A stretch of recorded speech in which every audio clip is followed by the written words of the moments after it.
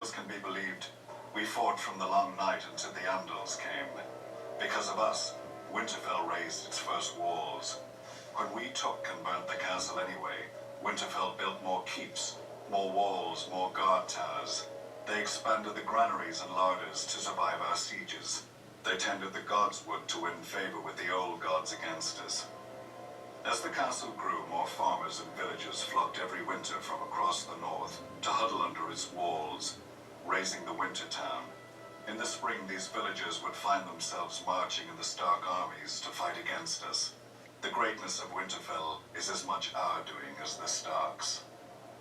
But in the end, neither its stone walls nor its tall keeps and iron gates could save Winterfell. At its height, it could have lasted a year under heavy siege. But a handful of Ironborn seized it in the night, while its lord, the king in the north, was playing in the south. My dagger ended his reign, and now House Bolton holds the castle of our ancient enemies. The direwolf no longer flies from the battlements above me, nor guards the doors and cornices of Winterfell against me. Below me, miles of long-dead Starks fade into darkness and obscurity, until even their faces are lost. Some Northerners whisper that they wait for the day their house will rise again. They will wait forever. Right, we're dying. Barristan Solomon. Barristan the Bowed, they call me to my face. I know what they say behind my back. Barristan the Old. And it's true. I am old, with hair as white as all the winters I've seen. The older a man grows, the less sleep he needs. These days I barely sleep at all. When darkness falls over this strange city, I find myself visited by the faces of the kings I have served, the faces of those I swore to protect, the faces of those I failed. All I ever wanted was to live a life of honor, defending a king worthy of service. During the War of the Ninepenny Kings, I sought out Malus the Monstrous, last of the Blackfire pretenders who had started this whole war. Malus believed that his Targaryen blood gave him a claim to the Iron Throne. I made sure his blood claimed nothing more than the dirt around his corpse. To show his gratitude, the king elevated me to his king's guard. It was the proudest moment of my life. But that king died, and I wasn't with him. Not that I could have saved him if I had been, but still, I vowed to do better with his son, the young Prince Aerys. For 20 years, his reign was peaceful and prosperous. Aerys was well loved by his subjects and respected by his lords. But as years went on, Aerys' temper soured. He became obsessed with dragons and fire, and the swords of the king's guard couldn't defend him from the enemies he saw lurking in every shadow. My king went mad. But there was hope. His son and heir. Prince Rhaegar was everything a kingdom could hope for in a ruler. He was strong, but gentle, wise, and cautious, and a good friend. No matter the wounds Aerys dug into the realm, we had faith that his son would sew it back together again when he ascended the throne. Then came Lord Went's tourney at Harrenhal, the largest ever in Westeros. I unhorsed every man against me until only Prince Rhaegar remained. We each set our feet in our saddles and lowered our lances and charged. And I fell. Muddy and bruised, I then watched Rhaegar present Lyanna Stark with the victor's crown of roses, though she was betrothed to Robert Baratheon. And Rhaegar himself was married to Elia Martell. We all know what happened after. If I'd been a bit quicker with my lance, if I'd chosen a faster horse, perhaps I could have spared the kingdom from the destruction that came after. Or if I'd thought to warn Brandon Stark against his rashness, he came to King's Landing himself, demanding Rhaegar return his sister. Poor fool. If he'd only known the depth of Aerys' madness, he wouldn't have dared provoke him. Aerys ordered Brandon imprisoned, and I could do nothing but obey. When Brandon's father, Lord Rickard Stark, came to King's Landing to beg for his son, Aerys burned him alive, and I could do nothing but watch. I had sworn a vow to a mad king, and was honor-bound to obey him, even at the cost of my soul. Ravens soon arrived with dark news for the king. The Vale was in open revolt. Demanding Lyanna Stark's return, Robert Baratheon was smashing any army that dared face him. Eddard Stark, Brandon's younger brother, was marching the whole of the north down the neck and had taken Catelyn Tully, Brandon's betrothed, for his own, thus winning the support of the Riverlands. The king sent ravens to Casterly Rock to beg his former hand, Tywin Lannister, for help. And no ravens returned. A plan was devised. Prince Rhaegar would personally lead the royal forces, now reinforced with 10,000 Dornishmen, north to face Robert. Of the king's guard, Lewin Martell and I would ride with the prince. Before we left, the prince confided in me that when he returned from this battle, there would be a great many changes in court. Despite my vows to the king, I confess I was excited. On the march to face Robert's army, we were sure we'd win.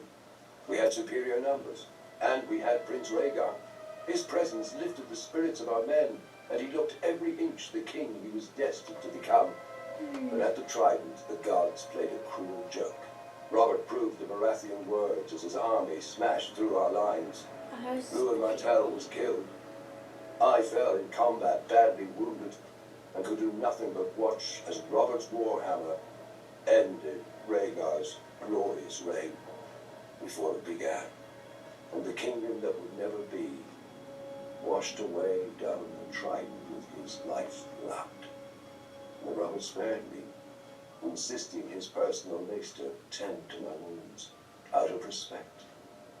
But respect for what?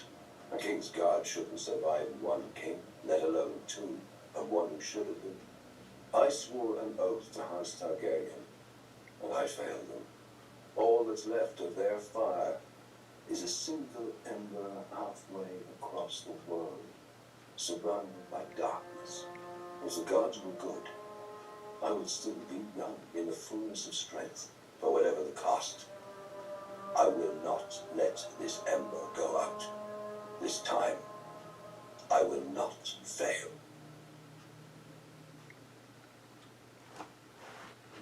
Yes, I Before the Seven Kingdoms, before the Iron Throne, there was Dorne. 12,000 years ago, the first men crossed the land bridge from Essos to here. Of course, they were men, so they soon broke it. Then, while their cousins to the north built kingdoms, the Dornish squabbled over land, water, and wives. For centuries. Until Nymeria, a warrior princess in Essos. She led a fleet of 10,000 ships across the narrow sea to Dorne. Almost all of the petty lords made it clear that she wasn't welcome. All but one, Mors of House Martell. He saw in her a strength to match any man, including his rivals. After she accepted his marriage offer, she set fire to her ships. For 50 leagues, the coast was bright as day, and in the burning light, Princess Nymeria named Mors Martell the Prince of Dorne, in the style of her people. Dorne would We're be talking her about how they home, became like princes. or her grave.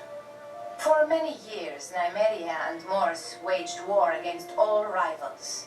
The Jordanes, Blackmonts, Corgyles, and even the mighty House Ironwood. They sent no fewer than 6 self-styled kings to the wall in golden chains. After Mors fell in battle, Nymeria took command of his armies and united Dorne. In 2 years, she ruled for 27 more, and though she married again, those husbands were little more than counselors and consorts. Dorne was Nymeria, and Nymeria was Dorne. She survived a dozen attempts on her life, put down 2 rebellions, and threw back 2 invasions. And when at last she died, her eldest child succeeded her, her daughter, not her son. And Dorne followed her because Nymeria had proven that women were equal to men, if not better. Centuries later, Aegon Targaryen sought to unite Westeros as Nymeria had Dorne. The other 6 kingdoms fell quickly before his dragons and ambition. When his sister wife, Rhaenys, flew her dragon south and demanded our surrender as well, Princess Meria Martell warned, I will not fight you, nor will I kneel to you. Dorne has no king. Tell your brother that. Rhaenys threatened that the next time the Targaryens would come with fire and blood. Meria replied, you may burn us, my lady, but you will not bend us, break us, or make us bow. This is Dorne. You are not wanted here. Return at your peril. Rhaenys did, and she died. Her dragon died. All her soldiers died. Eventually her brother, the Conqueror, conceded that what Nymeria had done, he could not undo. Generations later, another foolish Targaryen invaded Dorne. He died as well. Eventually we did join the Seven Kingdoms, but when we wanted, and on our terms. If dragons could not conquer us, why should we fear lions? Unbowed, unbent, unbroken. The words of House Martell, the words of Dorne. Men may forget, but women always remember. When we were divided, Nymeria united us. When we were invaded, Meria defended us. Now Dorne has been humiliated, its prince murdered. Who will rise to avenge us?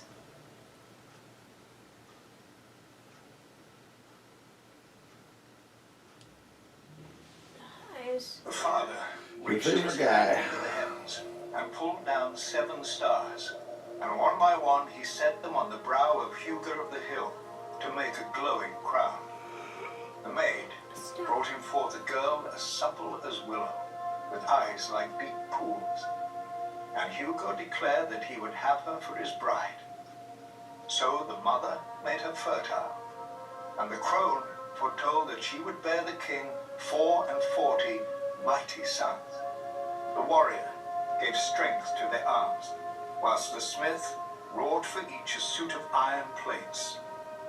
But sadly the gods no longer walk the earth among us, and you can see what a mess we've made of their creation since. Yet we have hope. The gods didn't abandon us in silence, but gave us their holy words to guide us, collected in the oldest and holiest text of the faith of the seven, the 7-pointed star. Divided into 7 books for the 7 aspects of God, in it we learn of the Father's justice, the Mother's mercy, the Maiden's innocence, Mother's the Mercy, Crone's what we just wisdom, watched. the warrior's strength, the smith's labor, and the stranger's peace. It is a long book. Many never read it in its entirety, even if they could.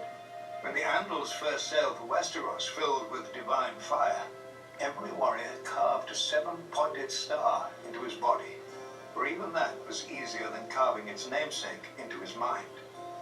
But one could perhaps argue that it wasn't the warriors, but the Septons and Septors, armed with the holy text of the 7-pointed star, who truly conquered Westeros. The first men had no letters, but the runes they would scratch onto rocks. No gods, but the faces they would carve into trees. But then came our holy men and women among them, bearing the very words of the gods under their arms. Trees and rocks were no match for the 7-pointed star, and most of Westeros soon turned to the faith and to its guardians, their new Andal overlords. No, Whilst the Andals I soon can fractured probably into relate warring the, kingdoms, the faith remained whole the and indivisible, 7 bound pointed together star, by the that 7-pointed faith, star. to Yeah. like, When those kingdoms yeah, fell to it's kinda Aegon like and his takes dragons, over. It does, yeah, I was thinking Yeah. the same thing. the faith remained subject only to the 7 above and the 7-pointed star below. 7. Or so it was supposed to be. Too often, our high septons have lost their way, clouded by worldly wealth and power. No matter. We Especially still when you go have back to 7-pointed England in star. the Middle Ages. Men's will and I'm talking virtue about may how fail. the high priest and everything, Yeah. they were As drunk with men power. bow to their lords, and lords to their kings, so kings and queens must bow before the 7 who are one. The knees of the powerful, work the same as the knees of the weak, and were given to all for the same purpose, to bend before the gods, or break in the bending.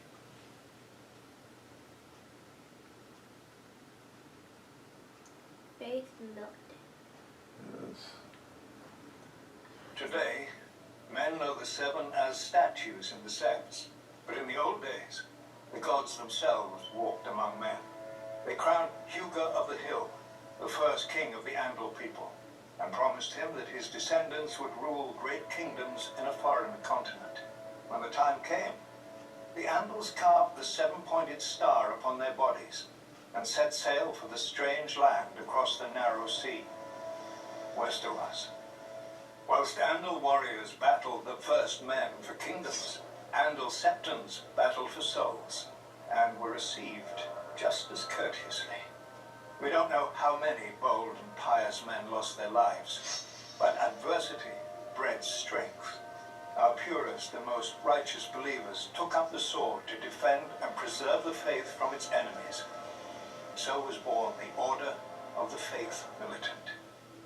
When Aegon the Conqueror landed in Westeros, the High Septon locked himself in a sept for 7 days and 7 nights. Finally, the crone lifted her golden lamp and showed him the path ahead. The High Septon himself would anoint and crown Aegon as Lord of the Seven Kingdoms, and the Faith Militant rallied behind Aegon in governing his newly united land. Yet Aegon and his sisters never wholly accepted the faith. The High Septon had conceded Aegon's marriages to his sisters as a relic of his Valyrian heritage, which would soon fade. But when Aegon's heir wed his daughter to his son, the faith could brook such abomination no longer.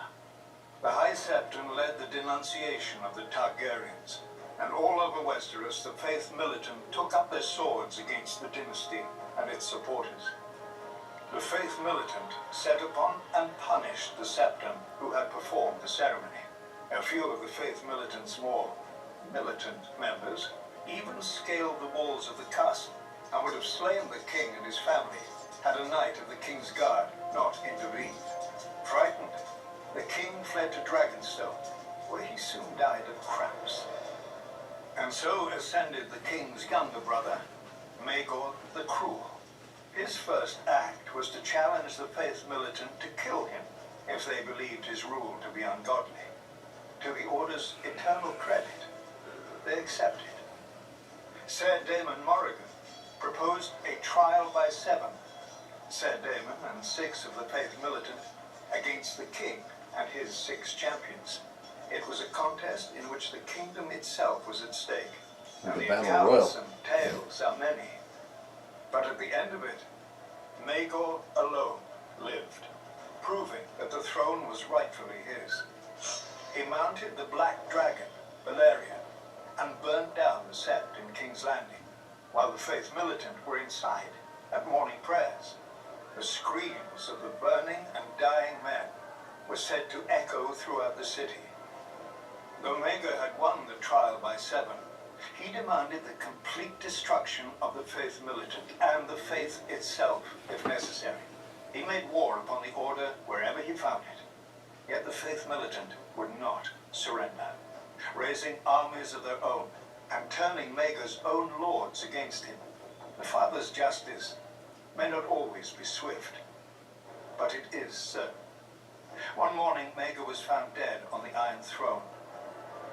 No one knows how.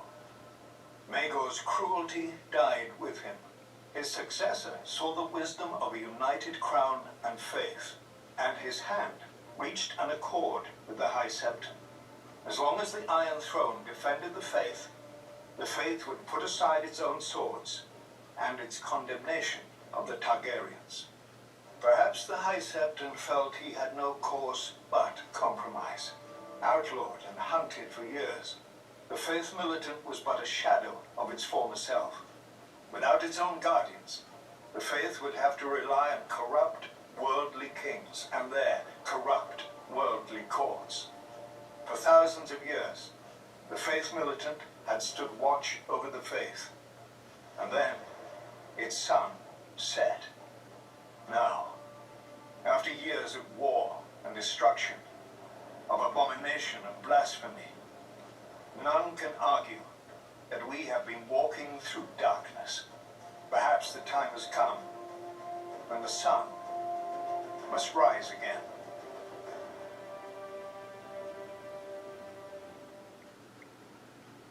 Dance of Dragons.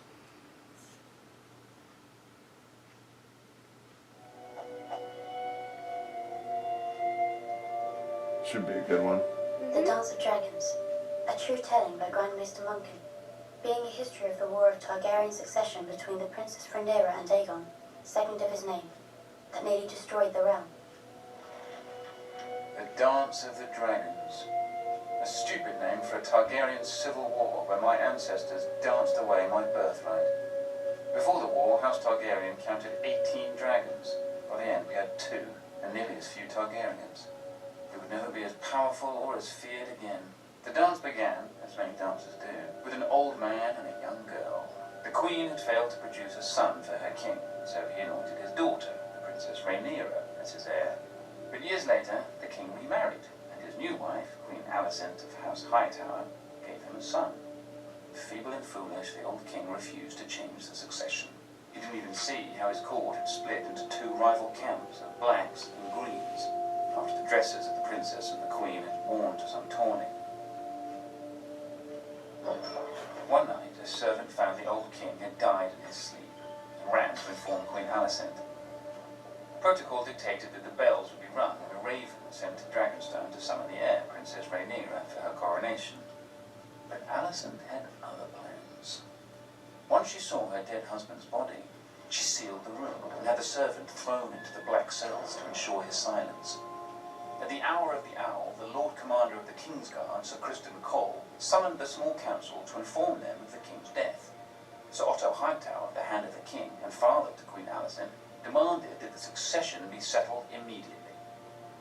The decrepit old men of the small council were confused.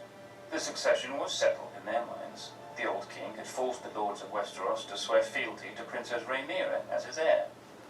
But Sir Criston Cole rightly pointed out that a son comes before a daughter. The council argued until dawn, when the Master of Coin finally stood up and declared he would have no part of treason. Sir Criston Cole wisely opened his throat with a dagger, ending the debate. None were more surprised to hear of Prince Aegon's succession than Prince Aegon himself. At first, the fool rejected the crown, but his mother pointed out that his sister Rhaenyra would return such loyalty by taking his head. As the old king's true-born son, he'd always be a threat. Aegon relented. He was crowned in the Dragon Pit, and his wife and sister Helena became queen. His brother Aemon flew off to win over the few great lords whose support Aegon didn't already have. The banner of the Gold Dragon flew over King's Landing and the Red Keep as Aegon, second of his name, ascended the Iron Throne. He would not sit it long. When ravens carried the news of Aegon's coronation to Dragonstone, Princess Rhaenyra summoned her own Black Council. With her was her uncle and husband, Daemon Targaryen, considered by many to be the most dangerous man in Westeros. Few lords supported her, but the greatest of these was Corlys Velaryon, who controlled the largest fleet in the realm, and his Targaryen wife, Rhaenys, the old king's sister. Then there were her 5 sons, although none grown to manhood. A pitiful assembly, really. Combined, they couldn't match the power of House Hightower alone. But Rhaenyra had dragons. She, Daemon, and Rhaenys rode huge and formidable beasts, and 3 of her 5 sons were riders as well. Dragonstone also housed 6 more dragons without riders. Against this, King Aegon had only 4 dragons of his own. Dragons can burn a city, but only armies can take and hold it. If she was to prevail, Rhaenyra desperately needed the support of the few great houses not already sworn to Aegon.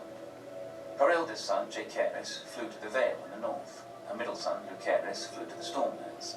Rhaenyra hoped that the war would begin and, if the gods were good, end with diplomacy. As always, they weren't. Little Prince Lucerys must have wet himself when he entered Storm's End and found King Aegon's younger brother Aemond already with Lord Baratheon.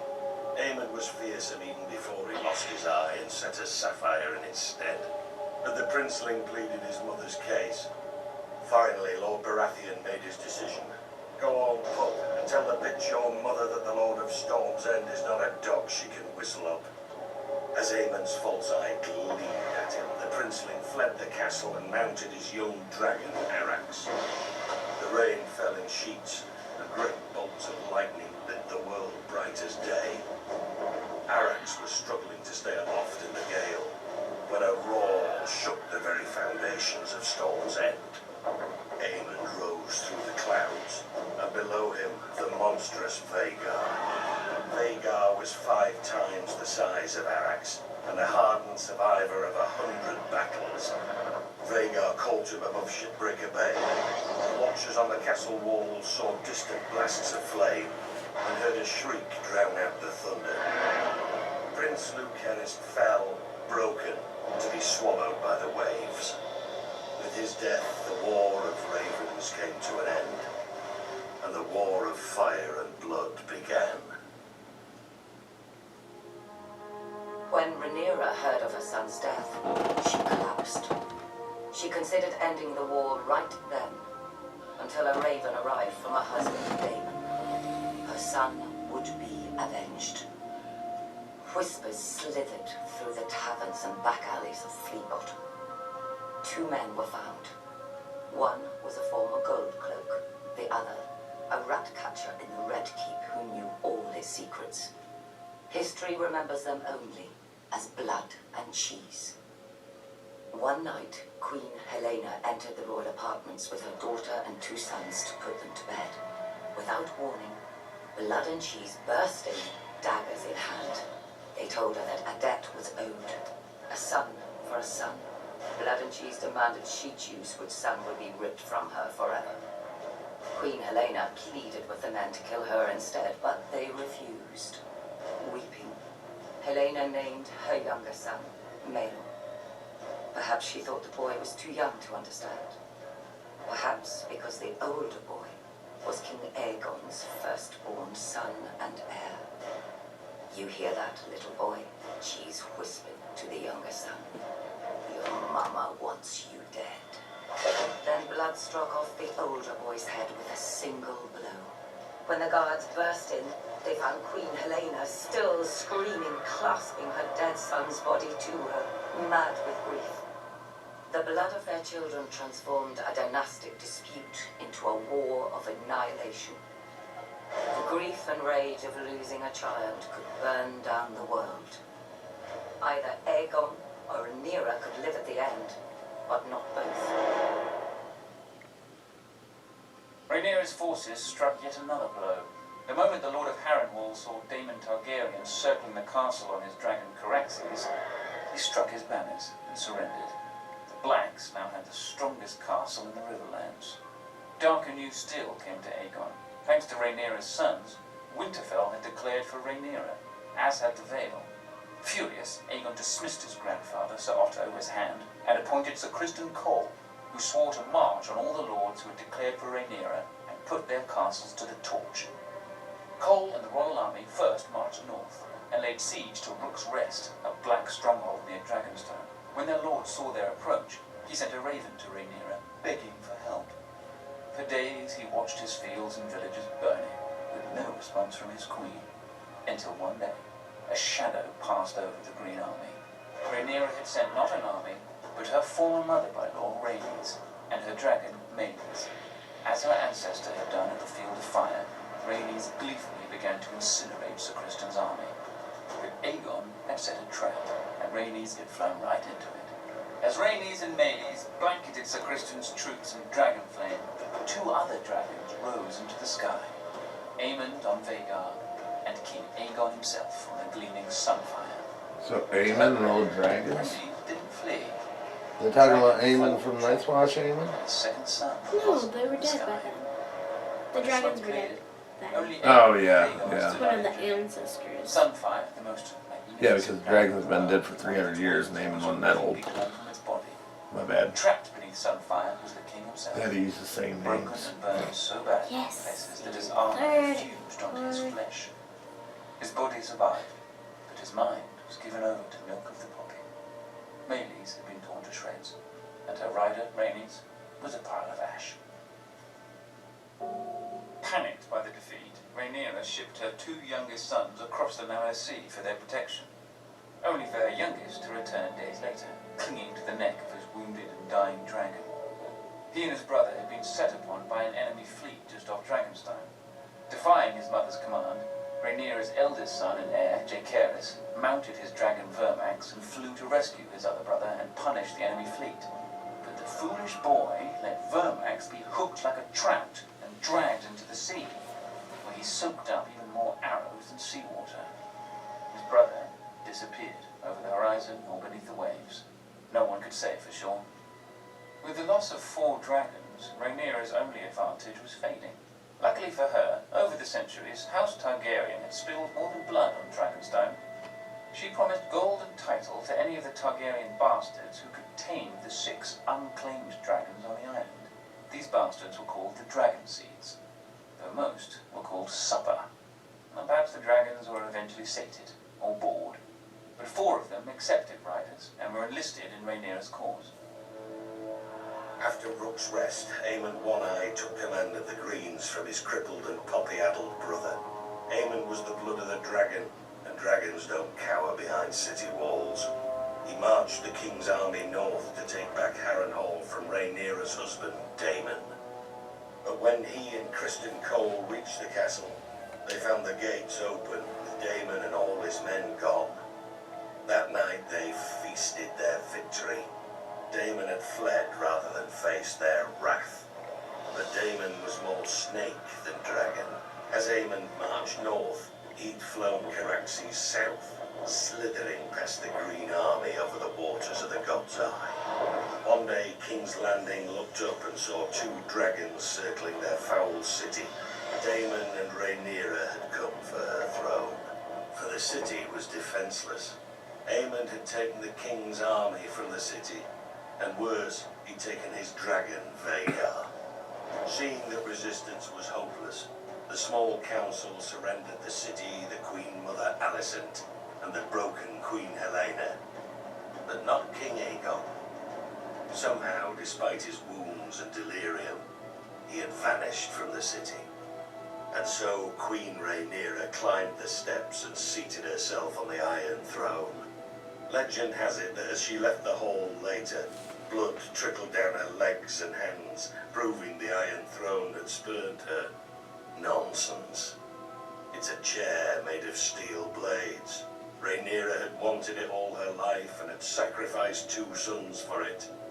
She likely gripped the damn thing too tight. When Aemon realized that his arrogance had cost him the capital, he mounted Vhagar in a black rage and rained fire onto every village and castle he suspected of disloyalty.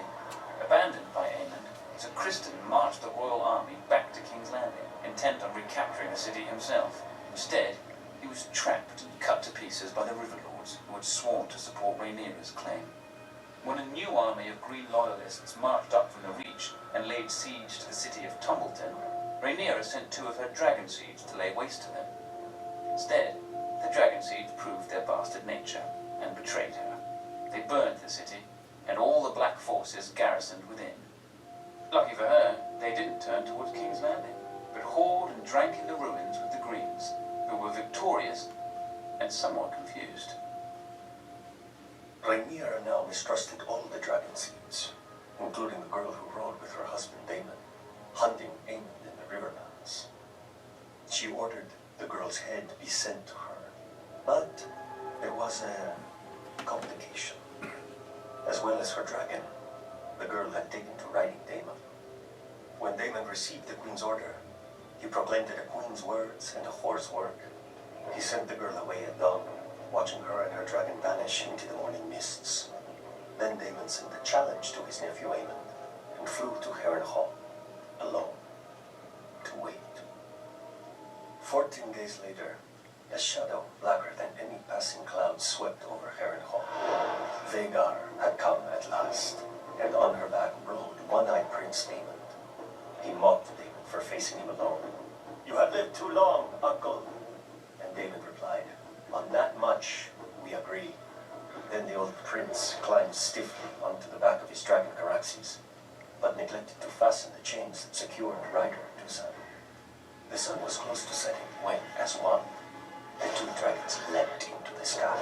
Daemon took Caraxes up swiftly until they disappeared into a bank of clouds. Vhagar, older and slow, ascended more gradually. Up and up Vhagar soared, searching for Caraxes. Sudden as a thunderbolt, a shrieking Caraxes dove upon Vhagar. Locked together, the dragons stumbled toward the lake. Caraxes' jaws closed about Vhagar's neck, but Vhagar raked open Caraxes' belly, and her teeth ripped off a wing. The lake rushed up with terrible speed. Then Daemon Targaryen, who had never fastened his riding chains, stood in his saddle. He leapt from his dragon to Aemon's, and in his hand was Dark Sister, the Valyrian sword of Aegon's sister queen, Visenya. As Aemon One Eye looked up in terror, Daemon ripped off his nephew's helm and drove the sword down into his one remaining eye so hard the point came out the back of the young prince's throat. Half a heartbeat later, the dragons struck the lake, sending up a gouge of water so high that it was said to have been as tall as Harrenhal's great tower. The lake boiled with dragon blood, and then was still. Daemon Targaryen was 49 at his death. Prince Aemond had only turned 20. Vhagar, the greatest of the Targaryen dragons, had counted 181 years. Thus passed the last living creature from the days of Aegon's conquest. Back in King's Landing, Queen Rhaenyra didn't have much time to grieve for her stupid husband. The mad former Queen Helaena flung herself from a balcony to be impaled upon the iron spikes lining the moat of Maegor's holdfast. That night, the city rose in riot against Rhaenyra, demanding justice for Queen Helaena and her murdered son, among other foolish peasant fantasies. In the midst of this chaos, a one-handed fool called the Shepherd began to rant against dragons. Not just the ones of the enemy, but all dragons, everywhere. As he pointed to the dragon pit above on the hill, he shouted, "There the demons dwell, this is their city. If you would make it yours, first you must destroy them." The cry went up from 10,000 throats. "Kill them!" There were 4 dragons housed within the dragon pit that night. By the time the first of the attackers came pouring in, all 4 were roused, awake, and angry. Nobody knows how many men and women died that night. Who cares? They all should have. Trapped within the pit, the dragons could not fly. Instead, they fought with horns, claws, teeth, and fire. For every man who died, 10 more appeared, shouting that the dragons must die. One by one, they did. Finally, the last remaining dragon broke her chains, spread her wings, and flew straight up at the great dome, trying to flee. Already weakened by dragon flame, the dome cracked under the force of impact, and then tumbled down, crushing dragon slayers and herself. High atop the Red Keep, Queen Rhaenyra clutched her 2 remaining sons to her as she watched the end of her family's might, too afraid of the peasants to defend her dragons. At least her older son, Joffrey, had a man's spine. He stole his mother's dragon, Syrax, and tried to fly it to the dragon pit to save his birthright. Check Gleason talking. Beast didn't understand and twisted beneath him, fighting to be free of the little boy. Until it was. A queen is still a woman, with all the weakness of that sex. Weeping for her lost son more than her dragons, Rhaenyra abandoned the Iron Throne and sold her crown to buy passage for her and her lost son back to Dragonstone. Rhaenyra hoped to hatch more dragons from the eggs in the castle. But when she landed, the welcoming party slew her guards and marched her and her son at spear point to the castle to face a dead man and a dying dragon. "Sister!" King Aegon, second of his name, called out to Rhaenyra. Rook's Rest had left Aegon bent and twisted, his once handsome face puffy from milk of the poppy, with burn scars covering half his body. Rhaenyra, ever defiant, told her dear brother that she'd hoped he was dead. "After you," Aegon answered. Then Sunfire bathed her in a blast of flame and devoured her in 6 bites while her son watched, leaving the 7th and final bite her lower leg for the stranger. Rhaenyra was dead, and King Aegon sat the Iron Throne again. But only for half a year. He was poisoned by his own men, and replaced with the very boy who had watched his mother devoured. When Rhaenyra's last son wed Aegon's only daughter, the Dance of Dragons officially ended. Passion burned men, all that was left of the Riverlands. 2 scared children spouting oaths they didn't understand, all that was left of the mighty House Targaryen. Ancient skulls and hatchlings that grew no bigger than cats, all that was left of the dragons. Don't look at the screen. Just in case anything pops up. Alright, that's good. Okay. That was pretty good. Mhm. Say anything about anything interesting? Set out. Well, I mean, the Dance of the Dragons was The interesting. whole storyline there. Mhm. Be a spin-off show. Dance of the Dragons, and Aegon's conquest and the Robert's Rebellion. That'd be really All cool. sorts of spin-offs, possibilities with this show. I know. I really want Robert's Rebellion to be. Yeah, I think they could do a lot with that. Yeah, and then give more of a picture to our imaginations. Can't wait to see, young Ned and Robert.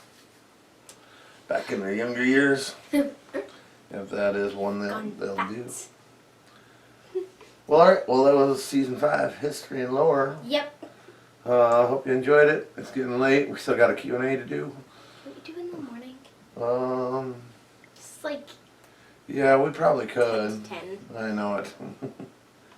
Pass mom for one more day.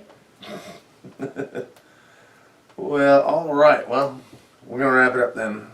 We'll catch you guys later. Yep. Bye. Bye.